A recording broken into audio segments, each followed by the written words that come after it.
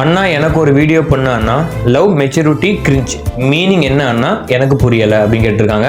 நிறைய பேர் இந்த லவ்வுக்கான மீனிங் கேட்டிருந்தாங்க. சொல்கிறேன்.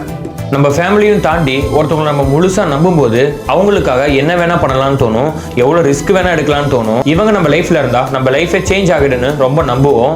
அவங்க தான் நம்ம லைஃபேன்னு கூட நம்புவோம். இப்படி சேர்த்து வச்ச மொத்த அன்பி ஒருத்தவங்கள்ட்ட கொடுக்கறதுக்கு பேர் தான் லவ். ரெண்டாவது கிரிஞ்சி. சம்மந்தமே இல்லாமல் ரீசனே இல்லாமல் இப்போ நிறைய லவ் பிரேக்கப் ஆகுது.